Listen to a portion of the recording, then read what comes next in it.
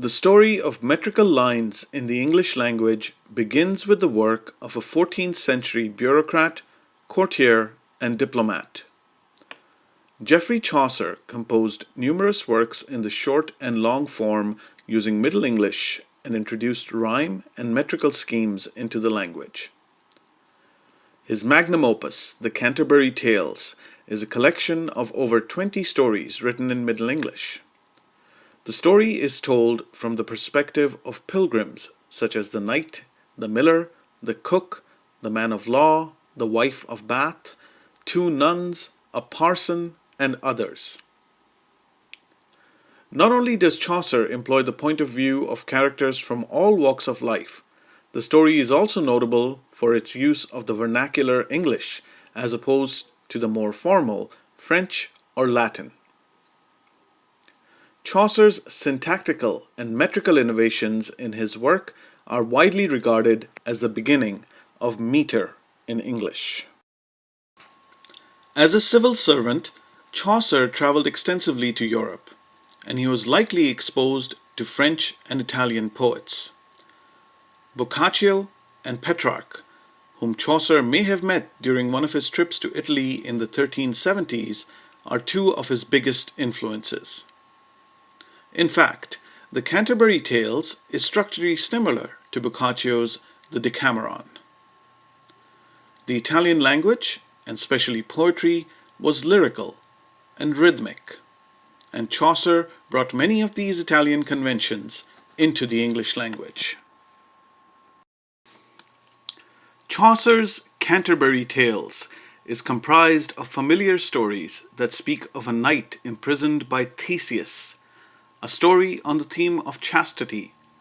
Others speak of virtue and also present English society and the church in a critical light. Many of these stories came directly from his European sources. However, Chaucer's innovation was not in terms of the stories he told, but the manner in which he wrote them. The flat and undulating text of Middle English was broken up into lines that observed rhythmic conventions of meter. Chaucer is credited with introducing the iambic pentameter into English writing. The metrical lines breathed life and rhythm into the text.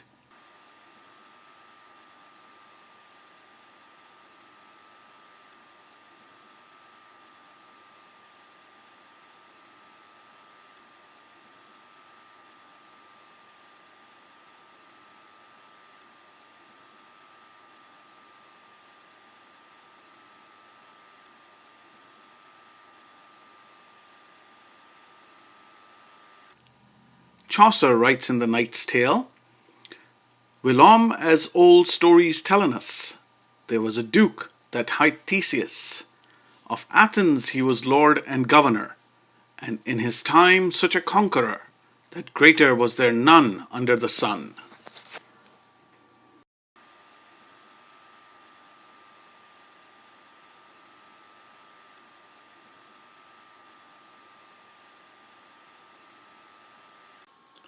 Geoffrey Chaucer died in the year 1400, leaving behind an impressive volume of work and a considerable literary influence. Although Gutenberg revolutionized printing by inventing movable type in 1450, the first book in English was not printed till 1475.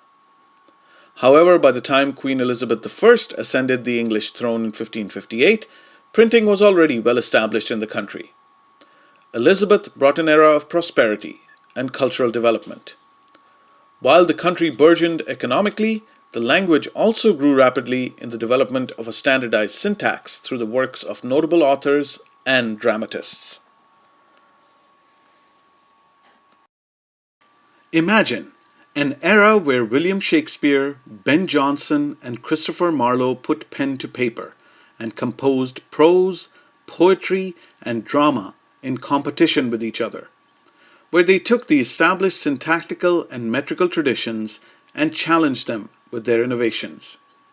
They gathered in discourse, and as some scholars imagine, spoke in the natural rhythms of the iambic pentameter in order to extend its boundaries. Although linguistic conventions were strong, English was still a developing language, and the genius of English authors was extending the boundaries of its conventions. The technology of print was also making their work familiar to a wider audience across space and time. Poets such as John Milton, who followed the Elizabethan writers, had access to printed works which helped them develop their skills and further extend the language. However, the metric conventions popularized by Chaucer remained dominant for a few centuries, and poets sought to innovate within the tradition. When poets such as E. E. Cummings defied the metric conventions and chose to operate outside them, they were considered iconoclastic. However, that time was still 3 centuries in the future. William Shakespeare's plays offer some of the greatest examples of lines written in the iambic pentameter. In one of his earlier plays, Twelfth Night, he starts, "If music be the food of love, play on. Give me excess of it, that surfeiting the appetite may sicken, and so die." This is the rhythm of meter, and Shakespeare employed it skillfully as a dramatist. In another one of his plays, Hamlet, the titular character gives instructions to a troupe of actors about how to speak their lines. "Speak the speech, I pray you, as I pronounced it to you, trippingly on the tongue, but if you mouth it, as many of our players do, I had as lief the town crier spoke my lines." Shakespeare is instructing the actors to observe the natural flow of the English language. His metrical device, the iambic pentameter. Although the iambic pentameter is not the only metrical device introduced by Chaucer and employed by Shakespeare, it is definitely the most popular.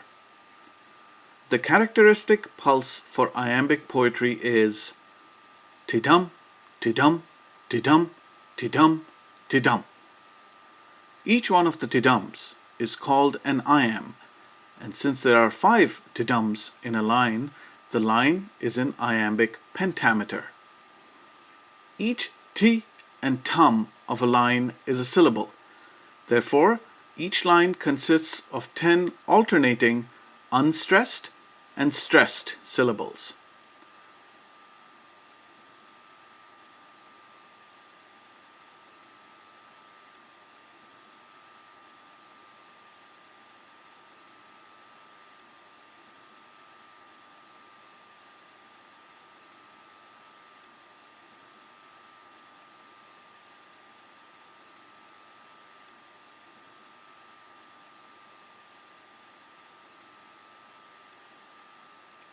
Taking the first line from Twelfth Night.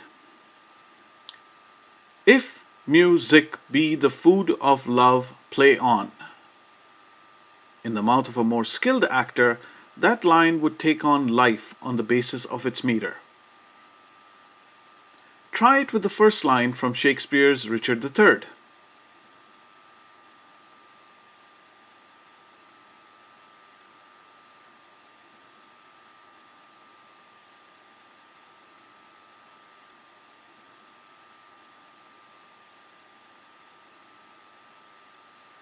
However, Shakespeare was never one to blindly follow conventions. If we look at one of his most famous lines, we will find how he liked to innovate. To be or not to be, that is the quest.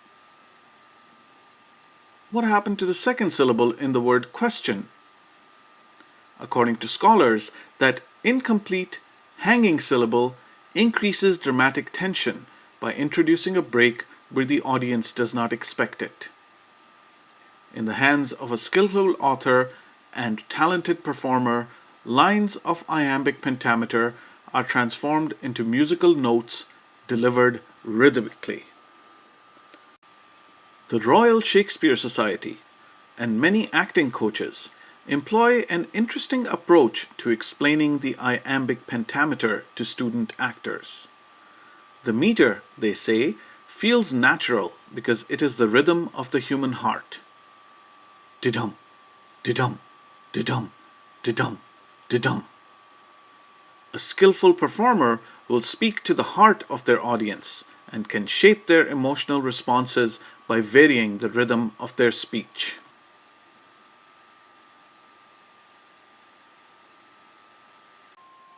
However, some scholars do not find the conventions of metrical lines as visceral, natural, or impressive. Walter Ong, for instance, would classify metrical lines as formulaic stylings, a form of oral residue. He states, "You have to do your thinking in mnemonic patterns, shaped for ready oral recurrence. Your thoughts must come into being in heavily rhythmic, balanced patterns, in repetitions or antithesis, in alliterations or assonances, in epithetic and other formulary expressions."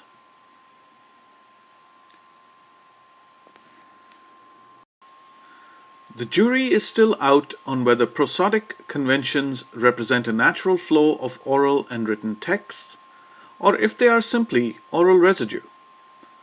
However, some recent research on the impact of prosody has demonstrated the following. Prosody is employed in silent reading. Research suggests that readers employ an inner voice in silent reading. This is like a reader reading aloud to themselves, but internally.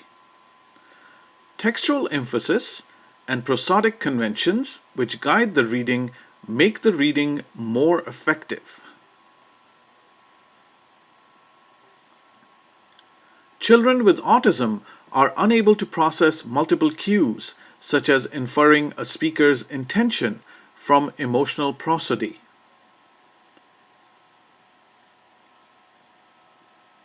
Students of English as a second language, especially adults, have difficulty relying only on their own perception of intonation.